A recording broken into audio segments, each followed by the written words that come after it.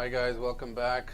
Sorry I missed you last time. Dr. Naveed Shah here, board certified pulmonologist with the Home Rehab Network, where we do cardiac and pulmonary rehab online, right from your home. And don't forget about mynewlungs.com. If insurance does not allow you to participate in the Home Rehab Network, you can definitely do the subscription, mynewlungs.com. So don't forget about that. So welcome back. Again, I missed it last time. Unfortunately, I had COVID, which kind of knocked me out for a few days.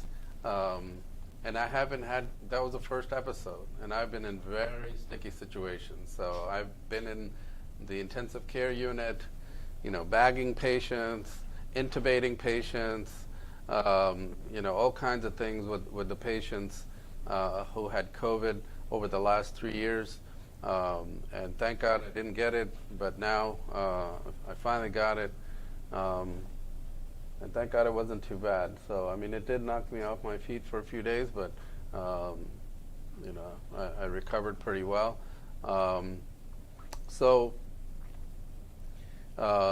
Let's get into your questions. Let me know what questions you have. Again, I'm going to answer your questions, but remember, always talk to your pulmonologist, your very own pulmonologist, or your other doctors before you do anything new or different or change any medications on your own. So the advice I give, please follow up with your primary doctor or pulmonologist or cardiologist before making any kind of changes. Now, one of the questions previously was when is rehab appropriate? Is it before surgery or after surgery? And the answer is both. For a lot of surgeries, you want to be strengthened up beforehand so you can withstand the surgery. And then after the surgery, you're going to be weak. So you want to start the rehab after the surgery. For example, some people get these valves that are being placed into the lungs. Typically, how we do it at Home Rehab Network, we'll do a couple of weeks of rehab prior, and then you'll be off for a certain amount of time for the procedure, and then thereafter. So about 2 weeks you're off, and then you'll start the program once again. If you had a lung transplant, depending on where you had it, and if it was 2 lungs or 1 lung, you would have therapy beforehand, and then depending on the institution, you would have it either 2 weeks or 6 weeks after restart the therapy. So therapy before any kind of surgery beforehand, and therapy after the surgery is always ideal. By the way, the camera's in front of the question, so I cannot see this.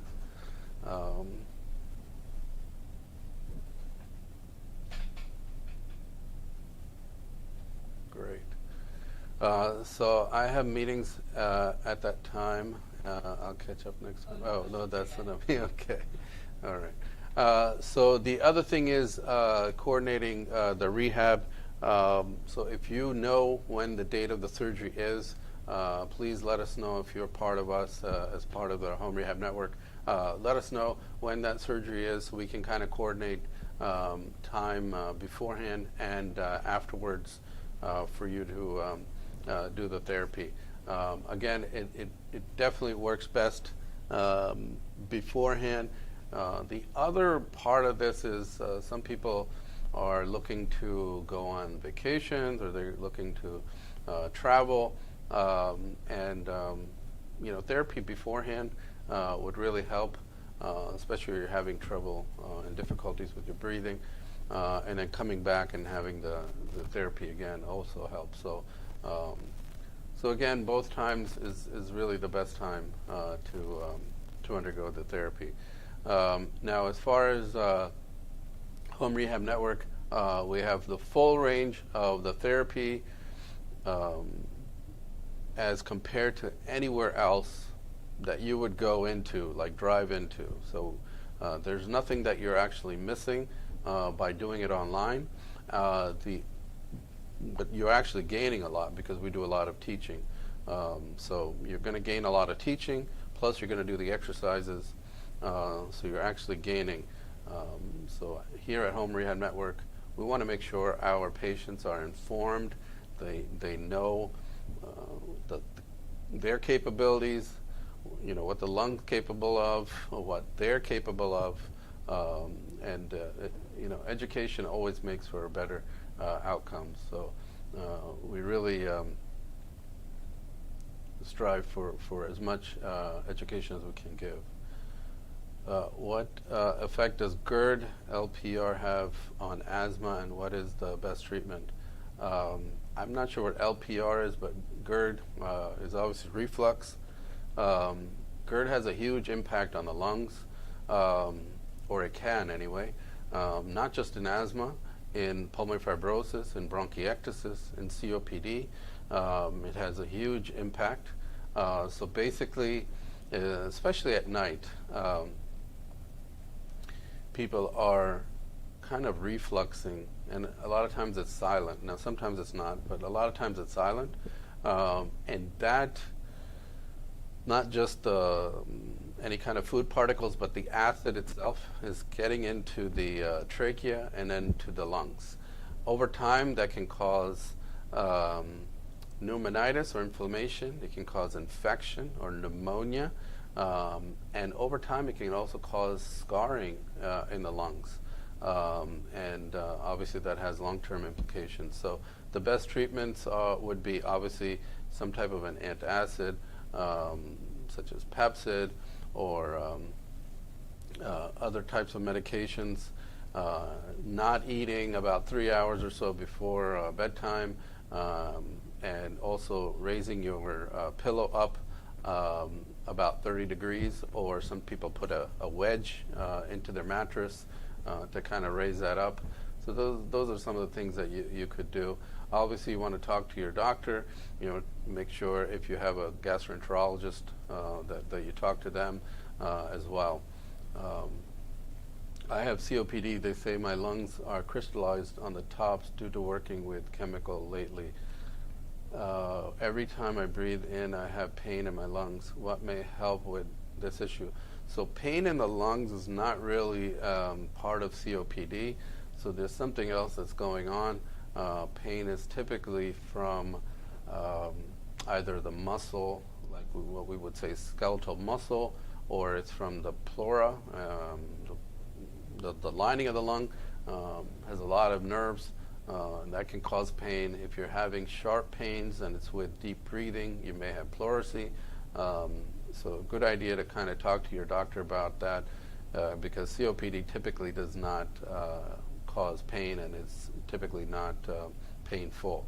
Hope I get the valve in May, only able to do 2,000 steps. I know I should be doing 6,000 steps as a day. Should I try for more? You can always try for more. I think the valves will definitely help, especially depending on if you're at a very reputable center, and they've done a lot of them.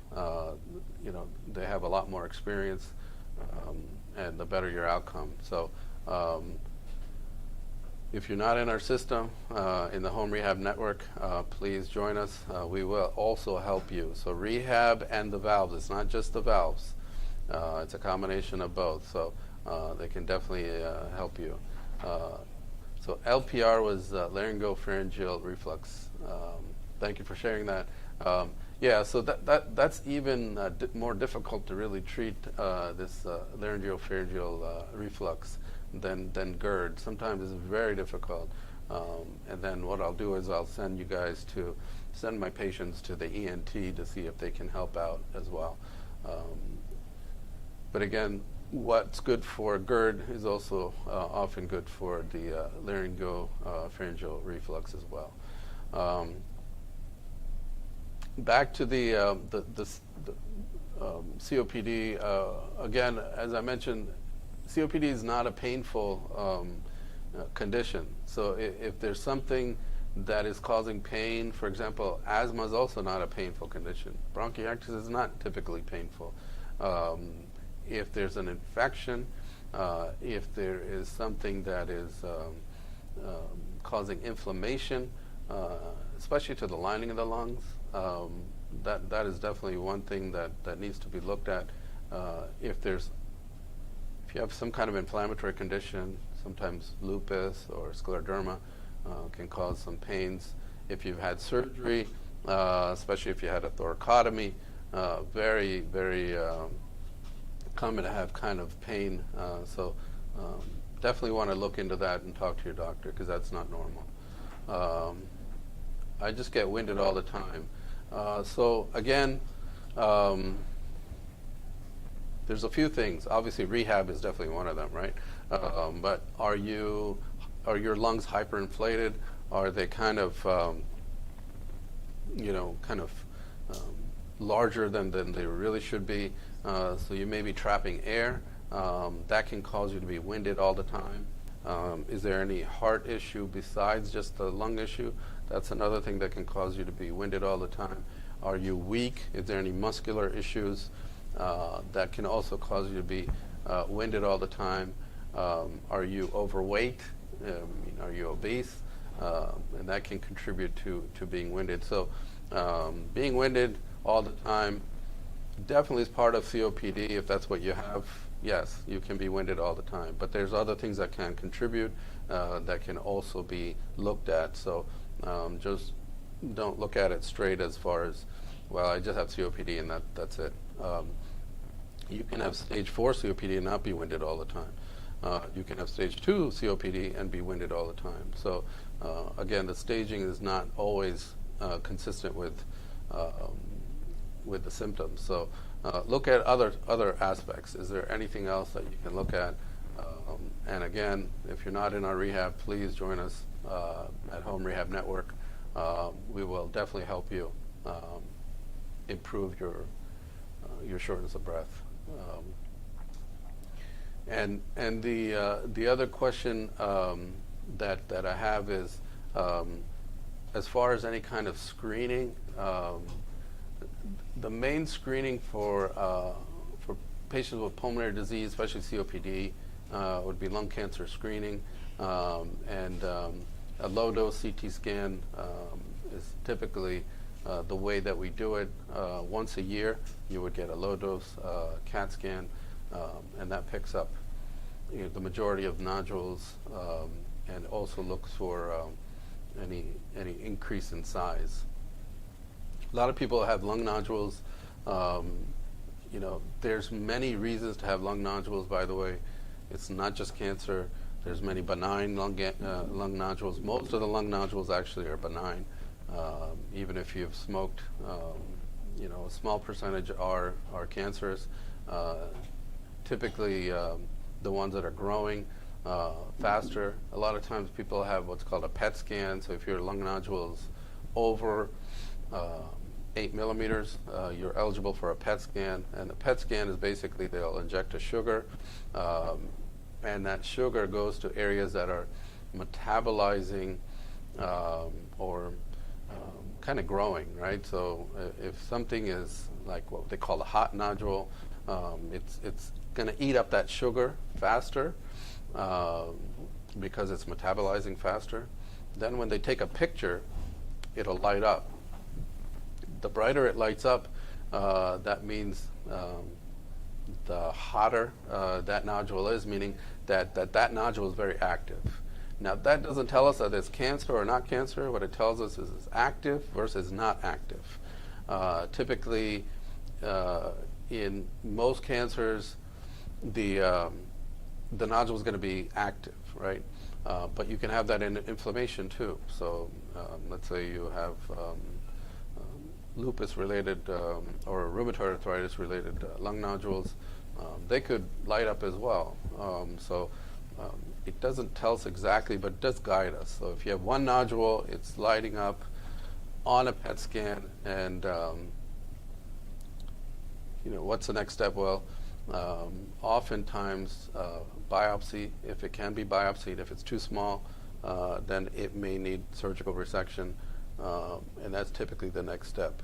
If there's multiple nodules and they're all lighting up, then we're oftentimes thinking either this is metastatic disease or this is inflammatory of some type. So we'll work you up, do some blood work to see where you guys are, with certain inflammatory markers. And if that's the case, then we kind of watch the nodules. A lot of times we'll watch nodules and repeat a CAT scan or even a PET scan in either 3 or 6 months. It all depends, even 12 months, so 3, 6, and 12 months. So it all depends on how the nodule looks, its size, its characteristics, also what's the history. Is it a smoking history, non-smoking history? And then a lot of times I'll get another one in 3 to 6 months. If it hasn't changed, then you want to do it another 3 to 6 months, typically 6 months after that. And if in that 6 months it hasn't changed, typically you're going to follow it for about 2 years. After 2 years, it's considered benign. It hasn't changed at all. I'll sometimes do another CAT scan a year later just to make sure, but typically after 2 years, if the nodule hasn't changed in size or any kind of characteristics, we kind of feel that it's basically benign, and it's something that we're not going to really pursue as aggressive. So that's more about lung nodules. Again, they can be inflammatory, they can be infectious, or they can be malignant. So we have to take a lot of things into consideration before we do any kind of invasive procedures. So now, outside of lung nodules, we get into what's called consolidations, and typically those are pneumonia or a type of pneumonia. And I want to go back to pneumonia a little bit. So some patients will have what's called ground glass, and some patients will have what's called a consolidation, and some people will have what's called infiltrates.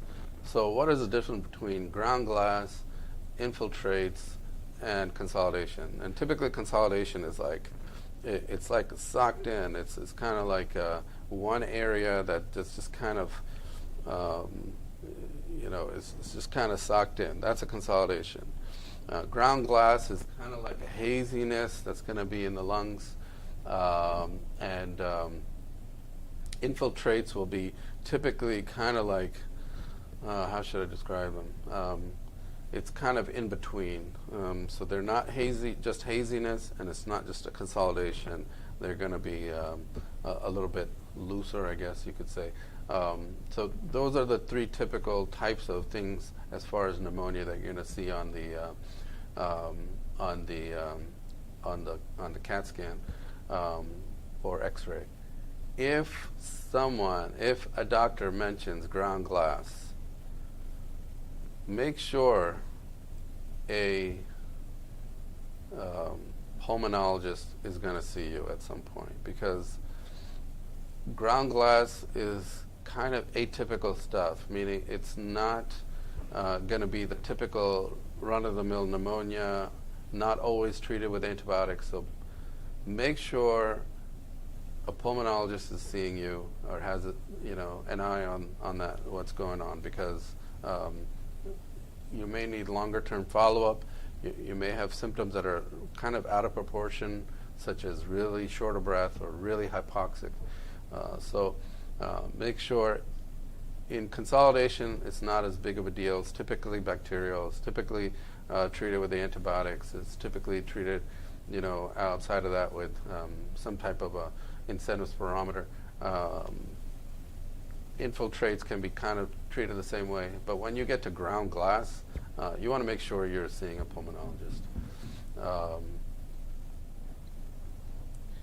If I catch a bad cold, does it automatically mean I may get pneumonia or bronchitis? I am stage 4 emphysema.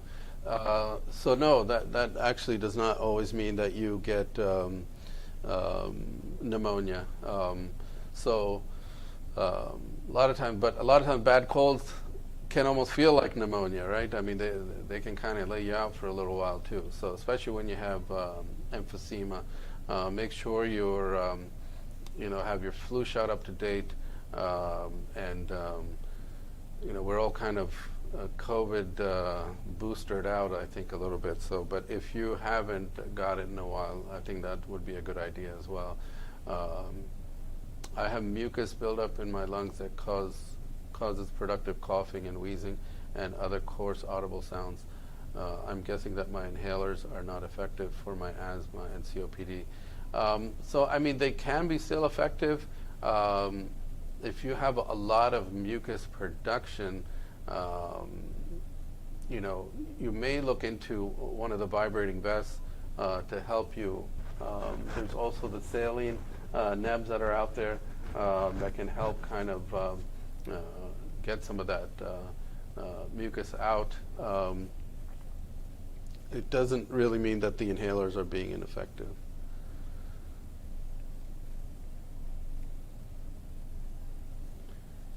I see a poem and I address for the first time coming up, and I'm kind of worried.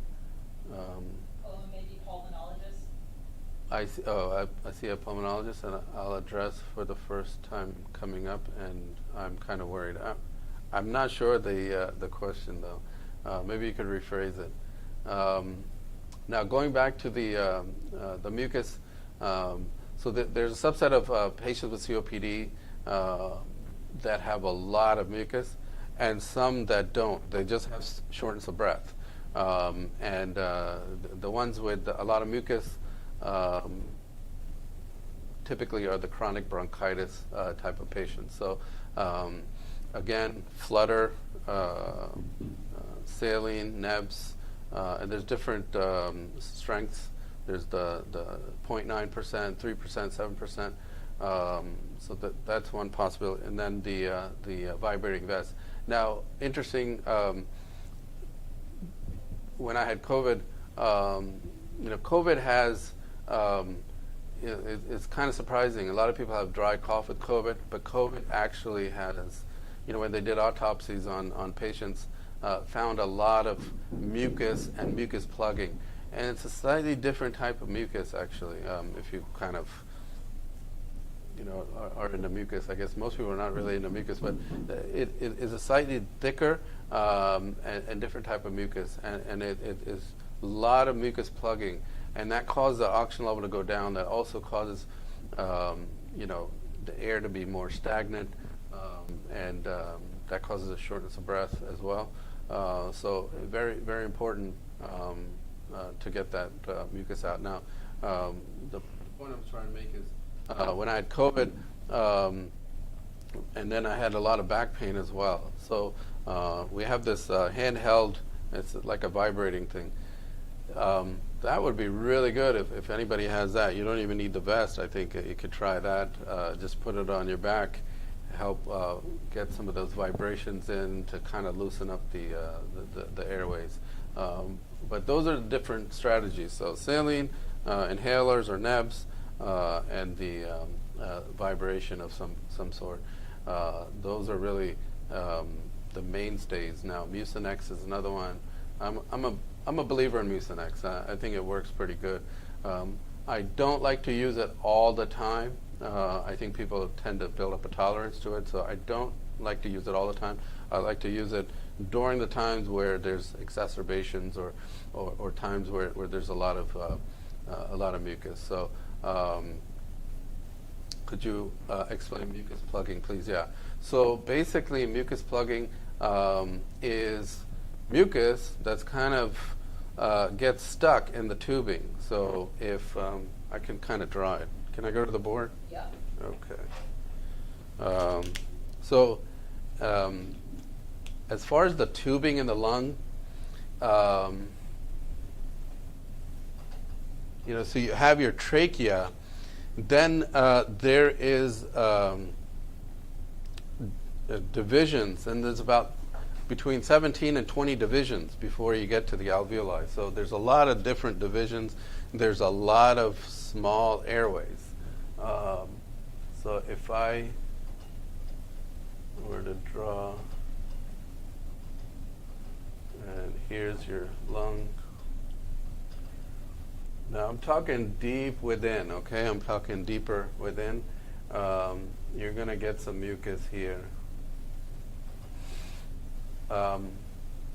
And you can imagine that it's not just one. There's going to be many, right? So there's going to be on both sides. There's going to be mucus plug here, mucus plug here. Now the more mucus plugs you have, the harder it's going to be to breathe, and the more difficult it's going to be to get air through there into the alveoli. That's where it needs to go, right?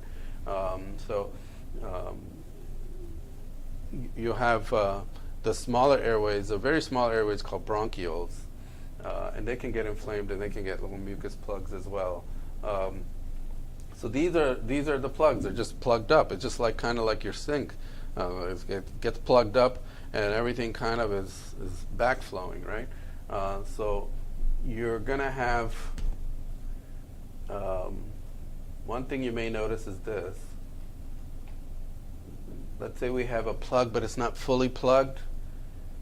Air is going through a very small passage now. So you're going to get less air through that passage. You're going to hear wheezing a lot of times. And the wheezing is because the airway is smaller from inflammation and from mucus plugging. And sometimes when your doctor will listen to you, or I listen to my patient, I may ask them to cough. Then they cough, mucus shifts, and then that wheezing goes away from that area. And that we know, then that's mucus causing that area. So if you're not hearing wheezing and you're not hearing anything, then there's no air going through. And then the doctor will say, oh, you have very diminished breath sounds. Now, you can have diminished breath sounds in COPD and still not have mucus.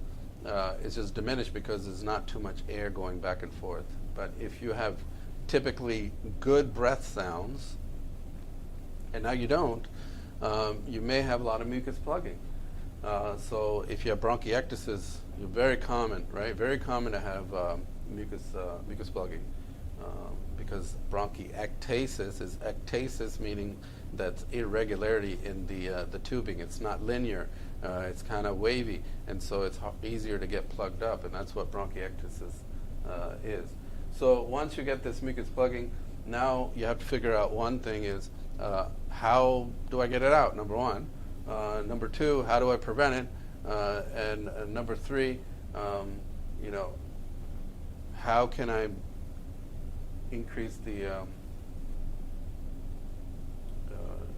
decrease the amount of mucus plugging? So again, we go back to saline, because a lot of times this is very dry. And people with asthma also, they can they cough up little cylinder of mucus. That is from mucus that's been plugged in that tubing, and it takes the shape of that tubing, and when they cough it out, it looks like a little cylinder, but it's mucus. So again, moisten it with the saline nebs, or Mucinex to kind of thin it out. That's guaifenesin.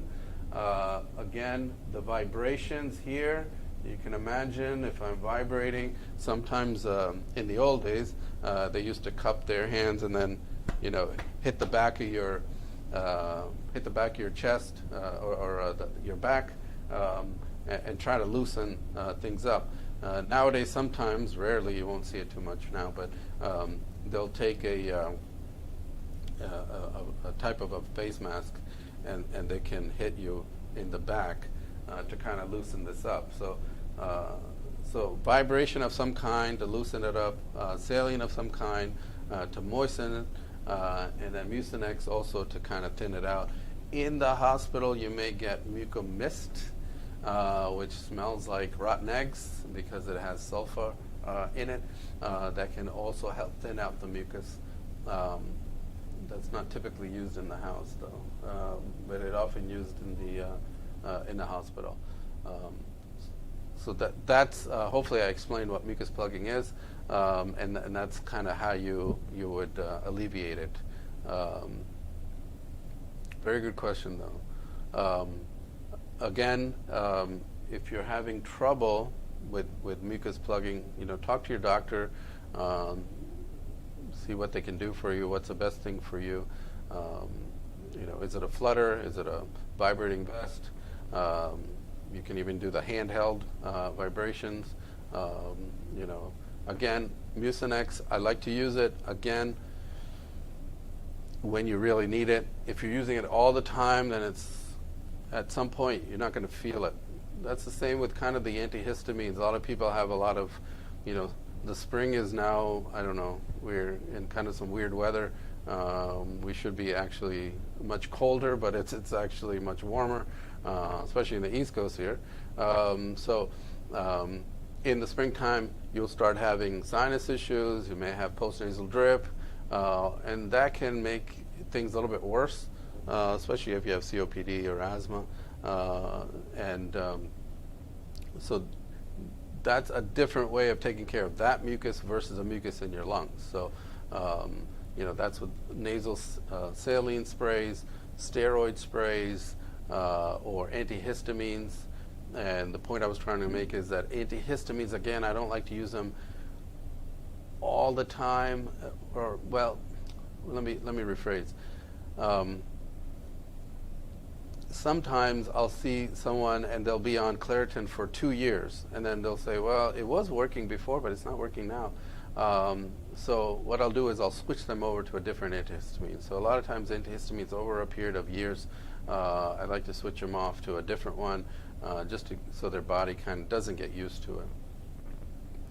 I have severe osteoporosis, and I'm worried about the shaking of the vibrating vest. I've had 6 compressions. So you're absolutely right. So the other thing is, if you do have really severe osteoporosis, yeah, the vest is not going to be for you. However, there's a flutter, right? You can use a flutter, or you can use the handheld device, and that wouldn't be as bad. That wouldn't cause the compression fractures. But you're absolutely right. Is it okay to use Mucinex with Claritin? Yes, you can use Mucinex with Claritin. So there's Claritin or antihistamine plus there's Claritin D. And sometimes what I'll do is I will use a combination of both, because a lot of times the Claritin can help with the allergies, but then you're still having a lot of runny nose or postnasal drip. So you need the D. The D can to dry it up. And so that D part of it, and if you have high blood pressure, a lot of times people worry that it'll increase blood pressure. But if you use it in combination, so you use a few days of Claritin, then a few days of Claritin D, and then regular Claritin, and you kind of rotate it, it actually works a lot better. And you can use a Mucinex. Now you can't use Mucinex D and Claritin D. You can't do that. But if one of them has the D part of it, you can use that, and then regular Mucinex. A lot of times you should just use regular Mucinex. I don't like any of the other formulations of Mucinex, because the point of Mucinex is to get that mucus thinner and to help you get it out. Mucinex D kind of defeats the purpose, because what it's doing is drying out the mucus, and you're trying to thin it out. So you're thinning it out and drying it out at the same time. It's not going to work too well. So I'm not a big fan of that. However, you can definitely use Claritin and Mucinex at the same time. But know that the Claritin has more effect up here, right? It's not going to really affect you in your lungs. So the Mucinex will have more an effect in your lungs, not as much up here with the guaifenesin. So that's kind of the difference. And again, the point of osteoporosis is well taken.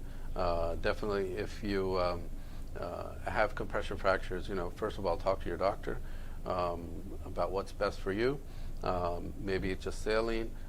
Maybe it's flutter with saline.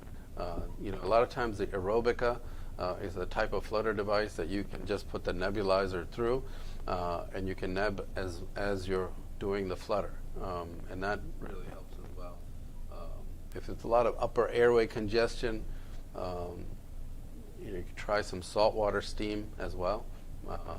I find it to be very good. It doesn't last a long time, but it definitely helps as well. So very good question.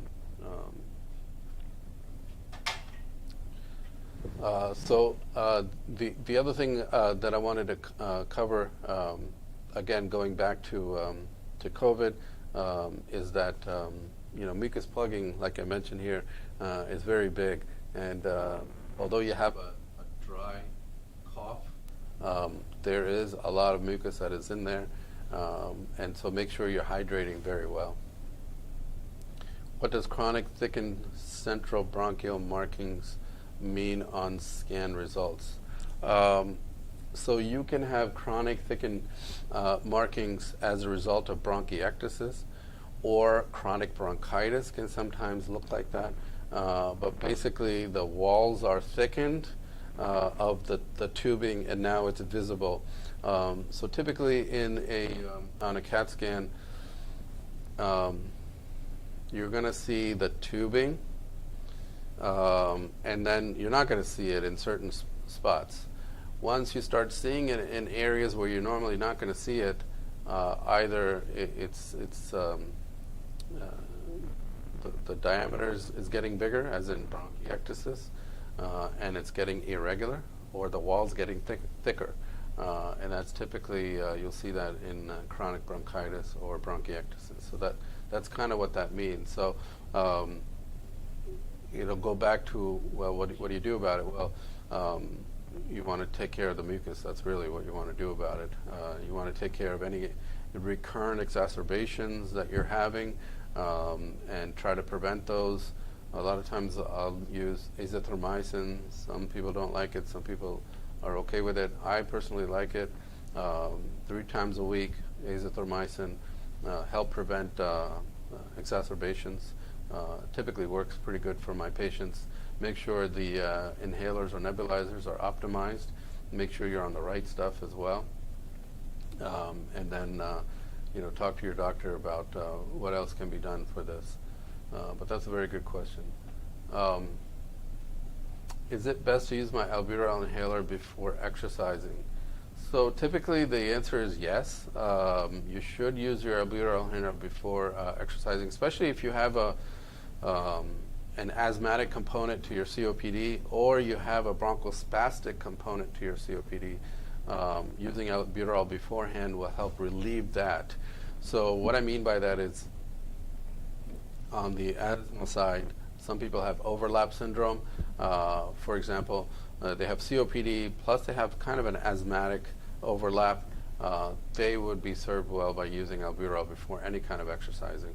So you want to use it about 10 to 15 minutes before you exercise. Then bronchospastic, and what that means is kind of like, as soon as you start moving, you get tight, you get really tight. Or you start having, shortness of breath right off the bat. It's not like a gradual, it's just like right off the bat. Sometimes that can be from bronchospasm. So those patients should definitely use albuterol beforehand.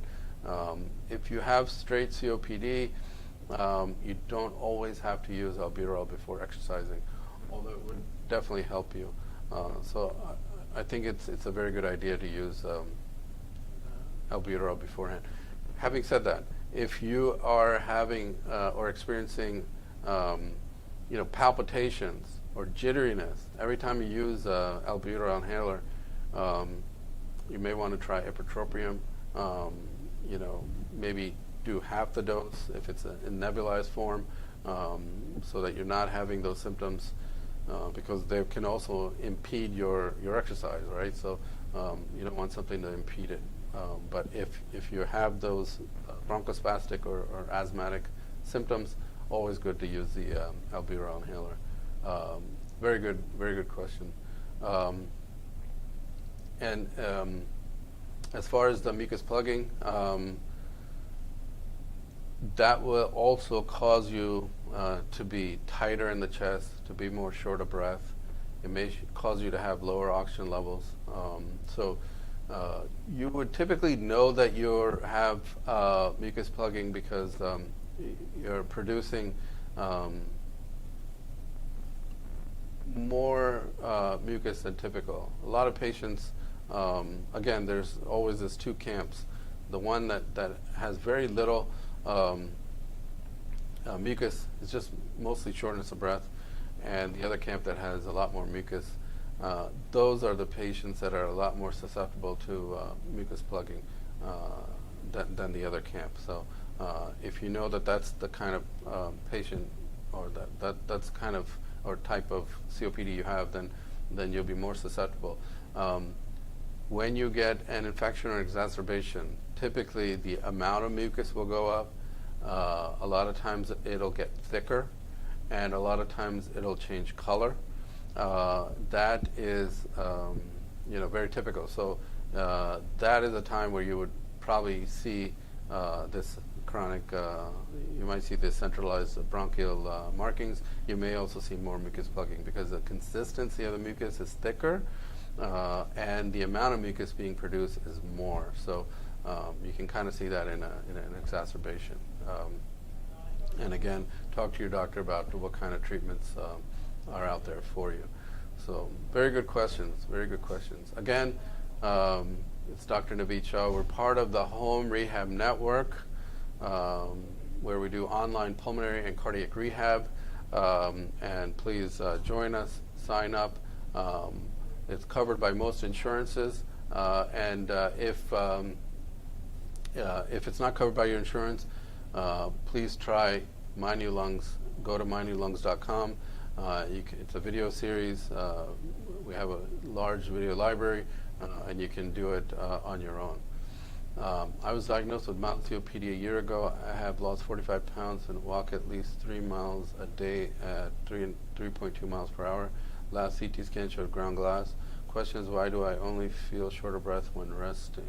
Wow, that's a great question. So first of all, ground glass is not part of COPD, so there's something else that's going on. And there are some patients that have AVMs or arteriovenous malformations that can have only shortness of breath while they're resting. So make sure that that's not you, and if it is, then the treatment is totally different. There's 3 things that you've mentioned here. Number 1 is mild emphysema. Number 2, ground glass, and number 3, shortness of breath at rest. So these are actually 3 distinct things. Typically, emphysema is not going to make you short of breath at rest, right? So something else is going on, and COPD is not going to, or emphysema is not going to give you ground glass. So we're looking at 3 different possibilities here, and I would just take emphysema out of the equation and focus on ground glass, and make sure that there's no vascular issues as well. So I can imagine you do have a pulmonologist, and they need to look into what's the cause of this ground glass. Is there some other underlying rheumatologic issue going on? Is there a vascular problem? Is this some type of an atypical process is happening? And the other question is, did you lose the 45 pounds because of dieting, or did you lose it because of what's going on in the lungs? So that needs to be kind of teased out as well. You said COVID. Okay. So COVID can definitely give you ground glass. It can make you lose 45 pounds, depending on how severe it is. So I would, that's definitely part of it. As far as shortness of breath when resting, that's typically not COVID. So again, make sure that something else is not going on. And I'm not sure if you had an echo or not, but you may need an echocardiogram. Sometimes they can do them with what's called a bubble study, where they'll inject a saline into the vein and kind of follow it. And depending on the cycle, it ends up in the heart. It could be an intracardiac shunt, or it could be an intrapulmonary shunt. So that's another possibility here. Is there any over-the-counter supplement that can help with inflammation in your lungs? And if so, what dosage would be good? That's a very good question. There's nothing that's really good for inflammation in the lungs. So there's nothing that I would actually recommend for inflammation in the lungs. There's some things that are out there that can overall improve the inflammation overall. Everybody knows about turmeric, but not specifically in the lungs per se. So there's beet juice, very good for dilating blood vessels. There is like I said, turmeric. There's many antioxidants out there, but not specifically for the lungs. There's a lot of stuff that's advertised, I would say, for the lungs, but they're not actually specifically for the lungs, so just be careful. I had a stress test with contact. Heart was fine. Okay, all right. I'm not sure, Julie, about the shortness of breath at rest. Again, there's a few things that can cause that, but they're very specific. So I'd have to point you back to your physician. Would you address pulmonary hypertension and the symptoms? So pulmonary hypertension is a whole beast on its own. Now, there's 5 categories of pulmonary hypertension according to the World Health Organization, and each category depends on whether it's we know what's going on, we don't know that's idiopathic, or if it's heart-related, or if it's lung-related, or if it's kind of rheumatologic related. And then there's a category where it's not sure. But there's 5 categories. Not everybody fits into one. Some people may fit into a couple of them. Maybe you have a blood clot in your lung and that causes pulmonary hypertension. So there's different causes for pulmonary hypertension, which is high blood pressure between the heart and lungs. It's not the same as high blood pressure anywhere else. It's very specific, high blood pressure between the heart and lungs. Like I said, there's 5 categories. Each category represents kind of a cause for it. Then there's severities as well, mild, moderate, severe. And then the treatments are based on what we feel like it has caused it. So, for example, pulmonary fibrosis, very common cause of pulmonary hypertension.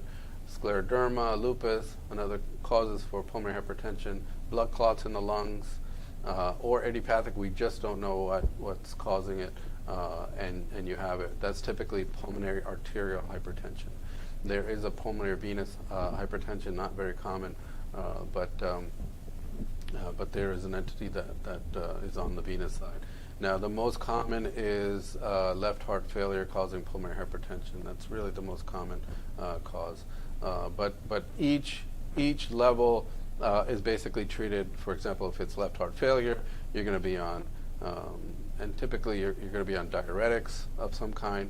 You may be on oxygen, and there may be some medications, either for the heart or for the pulmonary hypertension itself. There's about 10 to 15 medications, and when I was in training, there was bosentan was just coming out, so there was like 2 or 3 medications at that time, and now there's like 15 to 20 medications. So that field has really grown over the last 15 years. So definitely, the other thing I want to definitely mention about pulmonary hypertension.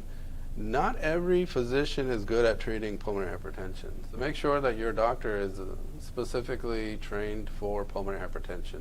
And if you're in a kind of a rural area, you may want to go to a city, every so often just to see this type of doctor, because it can make a world of a difference. It's a very good question. We can maybe do a series even on pulmonary hypertension, because it's a big topic.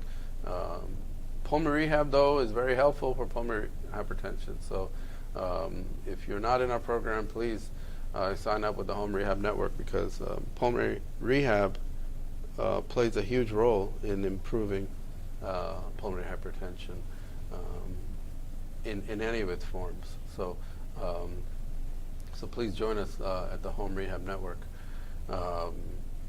And again, if you are not a candidate for the Home Rehab Network for the live therapy due to insurance issues or anything else, please join us on mynewlungs.com. You can do it at your own pace. There's a video series. It'll go by week 1, 2, 3, 4, and you can just follow along. Very good information and tips, and also can do the therapy on your own. So if there's scheduling issues, if there's insurance issues, please join us at mynewlungs.com. Thank you for all your questions, and we'll be back in 2 weeks. I appreciate you. Please join us again on Home Rehab Network and or My New Lungs. And until the next 2 weeks, be well.